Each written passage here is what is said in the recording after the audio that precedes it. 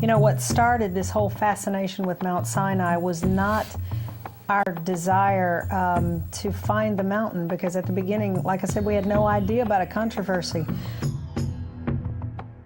They're taking the Ark of the Covenant, I couldn't see it exactly, back to the place that it was built. We are definitely going to Egypt. Something has just happened to me. I've just seen something. But it's so vivid in my mind. It's almost like we have a date with destiny at Mount Sinai. And it just rocketed through us that you have to go and do this. We put a tremendous amount of energy into Exodus. Archaeologically, we would see certain things, certain remains should be there, all aspects of what the mountain, the character of the mountain, what it should look like, we defined. And so these are the things that we had in our mind when we went to the traditional Sinai and St. Catherine's of the Sinai Peninsula. And that is the reason why we all knew as a family, Penny and I especially, that that was not the location. It didn't fit the biblical description at all. What became glaringly obvious to us was that there was something bigger than us happening here. The odds of coincidence, we have a tendency to think very rationally, very scientifically. And yet, what was happening to us all through this trip to Egypt, in looking back over the 30-day period, everything had been orchestrated for us to get to that place at that time. Jebel Oz on the other side of this Gulf of Aqaba, that's the real Mount Sinai. We were just hyper about it, that we really did have a date with destiny at Mount Sinai if we could just find the right Mount Sinai.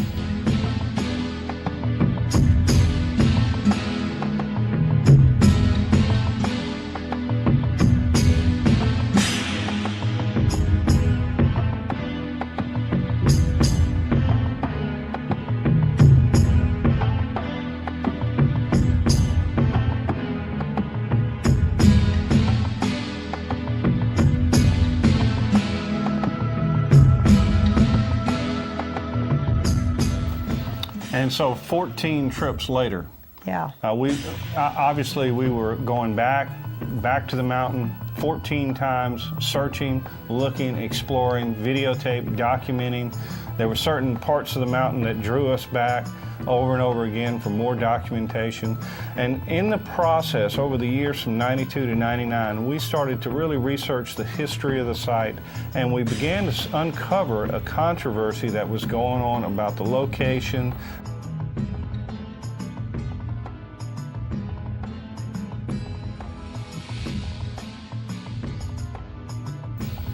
Part of what we were very keen to do was to try and document this on film, which was very difficult, I might add. You know, we didn't have an easy go of it. I don't want it to sound like we were just able to breeze in and out of these areas with great ease and ability, because we were hunted down and chased off so many times. We were arrested numerous times.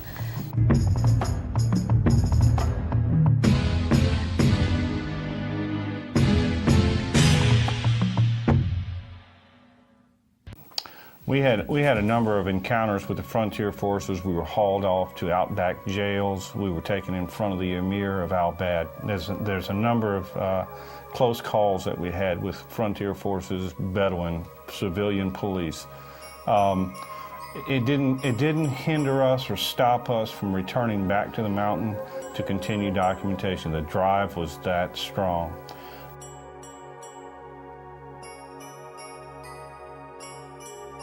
in the early 90s, we were the only people that were successfully getting film out of the country, and lots of it. And we wanted people who were of professional capabilities to be able to look at some of these things, because we don't have a professional background in archaeology. We wanted this evidence to be searched for and looked over and taken in a context where people who did know what they were talking about could verify these things for us. It was very difficult at that time for us to imagine that archaeologists from any other country other than Saudi Arabia would be allowed to look at this. And we had to remain completely anonymous.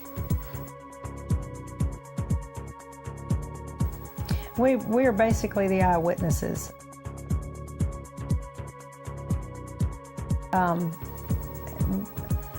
Because of the fact that we did live in the country, we had permission to travel throughout the country.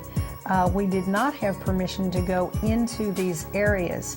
Once again, I want to make it really plain. It was not that we could just freely access the places. We had to be very creative in how we were able to get some of this film. But it is so very important that what is out there on the ground is really fascinating and really phenomenal.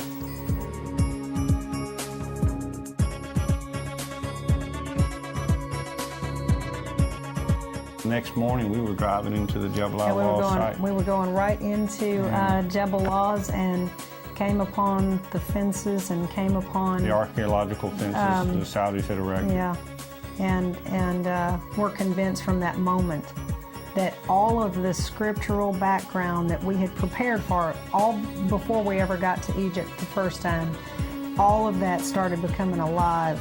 Just the picture that we first got of that mountain was, my goodness, that could have really happened here. The way it actually says it in the scriptures in the Bible, and that was profound to us, just absolutely profound. 50, 60 yards wide. There's some inscriptions. And here we had gone out of Arabia all the way through Egypt on this massive quest to get to the real Mount Sinai, and are now looking at going right back where we came from, and there was the mountain all along. So that's what kept us just in a state of excitement you can't imagine, waiting for the day that we could jump back into Arabia. Because from that point forward, it was just, let's get there as quickly as we can and explore it as fast as we can. Obviously a protected area by the Saudi government. Let's go back in there.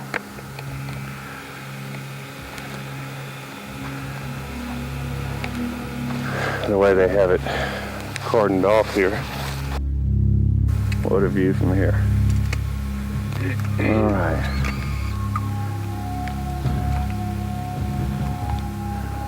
Got that far up.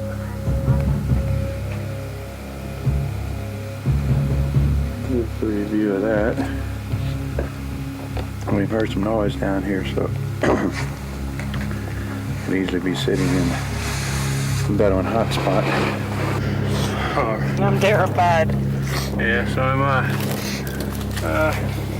Give you an idea of what the altimeter readings are, and you can see it says 8,000 feet there. I won't know how accurate that is till we get to the very top, and on the very top, then we can get a unobstructed view of the horizon, and those calculations will become more accurate. All right, we probably got an hour and we'll be on the very top. Right down there, that gorge is where we shot pictures from before. So right in that area there. Yeah, we were hanging off a cliff there. Kind of hard to judge exactly where things are at over there, but anyway, you can see it through the viewfinder.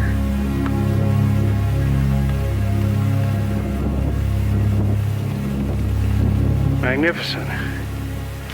What a range.